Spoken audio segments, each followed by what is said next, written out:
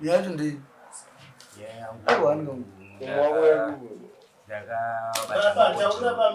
ndakabata maaudio emukadzi mufoni, asi nyaya yangu inini inoti musi wa18 March mukadzi wangu akaenda kumakonde, ndobva anorira kumakonde 18 na 19. Aenda kumakonde 18 na 19 ndobva ndamufonera ndakati kunzi kurara kumakonde kuri kuita nezvebhozi. Chakaitika ndechoti ndakafona kumanext door ndobva anditi nezuva vakaenda kumakonde, asi nhasi vadzokera futi kumakonde. Ndobva tataura nyaya iyi, mukadzi ndichimufonera inini ndamufonera ndikwiwa kuenda kumakonde sei, zvakanzi imimi makanditi inini ndiri kudanana naBrain, mumwe wangu wandiri kufamba naye anodanana naWest. Handiti mazvoni wanga uri musi wa18 na 19. Musi wa20 ndandiri pabasa, 21 ndobva ndaenda kumba. Ndaenda kumba ndanozama kuti ndinogadzirisana nemudzimai wangu sezvo ainditi inini ndini ndiri kumupomera kumupa zvikomba. Ndichisvika kumba, ndakasvika kumba musi wa21 ndobva ndawana atiza aenda kumba kwavo. 21 yeye handina kukwanisa kumupa 8 hours kana kuti 4 hours, ndobva ndateera kumba kwavo. Ndobva tanozama kuda kunoyananiswa, but paida kuyananisirwa nyaya papari pamba pana atezvara. Pana atezvara ndobva vandipa vanhu 3, ndakapihwa Banguru nana mai. Zvatada kuti tibvunze chemwe ndekuti vanhu vatiri kuita navo nyaya vacho varipi? Vanhu vatiri kuita navo nyaya hapana. Ndakaripota nyaya yangu inini kudare mushure mekunge inini ndane umbowo. Atiri kubvunza naye ana Maizuru, vamwe varipi vanhu vatiri kutonga?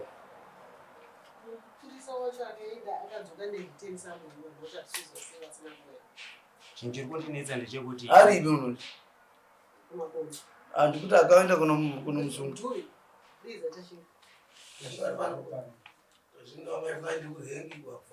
chinhu chakundinetsa inini ndokumbira kutaura mudare, nekuti dare munhu acho ndo kumakonde, ndiko kumakonde hongu. Inini chandiri kukumbirira kutaura mudare ndechekuti mukadzi wacho varipi? Mukadzi wangu arimo mukwekwe, ndiwo mari akatotiza. Chandiri kukumbirira kutaura nyaya yangu mudare, hazvisi kureva kuti kudare kuuya kuzotonga vanhu, inini ndouya kuzoyananiswa. Right, zvadaro mukadzi wangu ndadaro uri musi wa21 pandakamutira kuri kumanheru, ndapiwa vanhu vekuuya kuzoyananisa inini vekumba kwavo, vana Banguru. Banguru ndo muti mukoma wangu. Ndakapiwa vana sisi vake vari vaviri vachindiyananisa dare musi wa22. Mukadzi akabva siya aviga foni yake kuna amai vake, ndobva auya kumba, ndobva tayananiswa dare semunhu angapiwawo ofu pamazuva acho. Ndayananiswa dare rangu inini, ndobva ndaona kuti nyaya iri kunangwa mudzimai wangu, nyaya yandiri kunanga inini kumukadzi wangu, yandiri kunzwa nevanhu haina hombowo hwakazara. Ndobva ndatora mbudzi yangu mudanga ndobva ndamuripa. Sori mukadzi wangu, ndakakanganisa. Aiwa, nyaya yokunangwa naye haina chihombowo. 23 March ndichidzoka kuno kubasa, iye 23 makuseni akabva adzokera kumba kwavo achinonotora foni iyaye. Chikomba chacho chataitaura nezvacho panguva yachona ndo chaakabva atanga kufonera 23 inda kuno kubasa. Ndakabva ndadzokera kumba inini musi wa5 April. Ndadzokera kumba musi wa5 April, ndakadzokera murudo. Zvishuwa mbudzi yenda ndamubhadhara, akabva atengesa mbudzi yake, ndobva akweretesa munin'ina wangu inini mari anoshanda uko kwesenja, anga nemukadzi anga ari kuchipatara. Zvadaro inini musi wa6 ndakabva ndatora mari yangu yepei ndamurayirwa mukadzi wangu.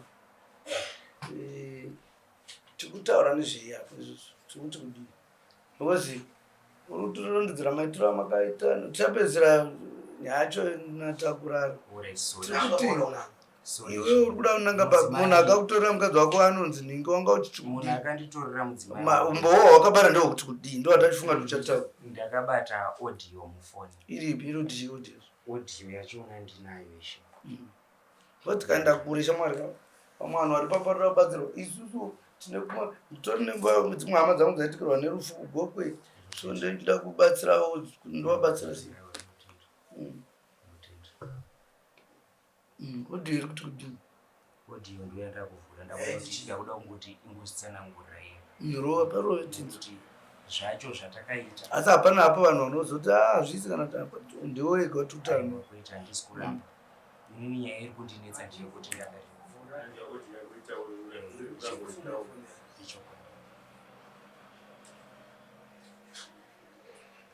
vamwe vari kuuya vava padhuze ndi vatomira ari kushaya kuti umboenda pasaidi mpakaozi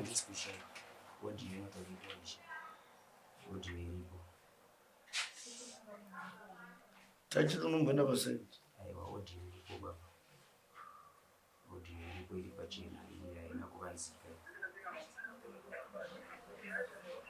ndiyo saka volume ndiyo rinzo volume yacho na manje phone yacho nene tinetsei tindibao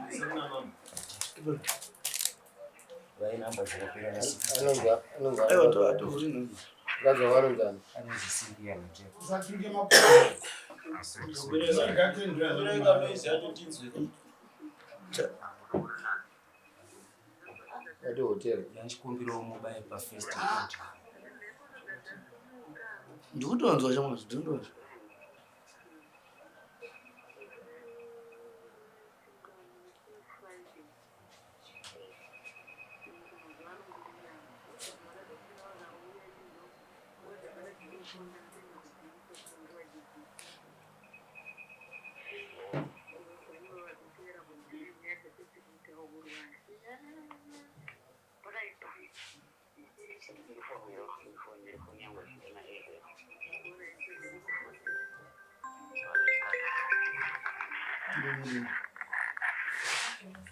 ngachikumbirawo mobile next ayo zvisatoa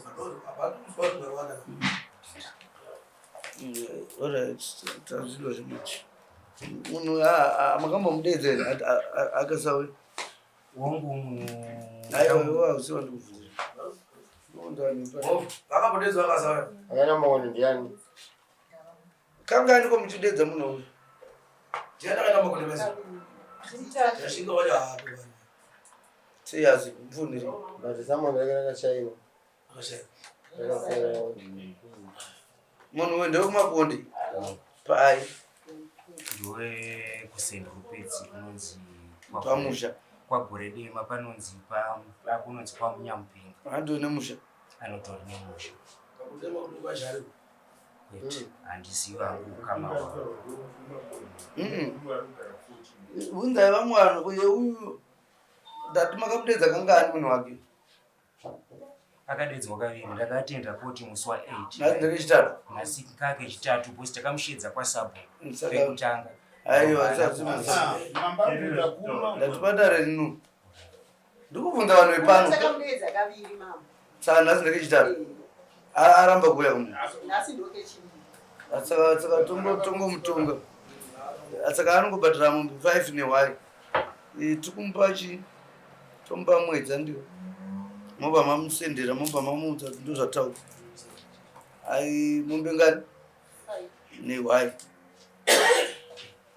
saka panopera mwedzi chamwana munhu akasaunza isusu tine maitiro atinozozviita wena sachema nochingokutaura nendari mutenda ndachikumbirawo tete ropera mwedzi kupera kwemwedzi ndiwa musi wa1 mutenda kwete mwedzi uno unofonerwa kwete kupera mwedzi uno kwajuni pajuni mutenda nyaya iri kunetsa mambo inyaya imwe chete inini hangu ndinoda kubatsirwa ndiri kuziva kuti kwandiri kuenda ndakatarisa kwandiri kuenda saka ndisida kuramba ndichichoka mukadzi akatotiza nyaya yake ari kuibvuma chero atotaura saka zvarikubvuma nyaya yake akasiya zvinhu zvake pamba pamba zvinopisirwa mumba mangu ingozi handimazviona hama dzake dziripo hama dzake dziripo hapana asiri kusiya saka Ayo. itoya kudare unonyoresa hama dzati tovadedza pano kuvadedzera kuvapa zvinhu zvehama yavo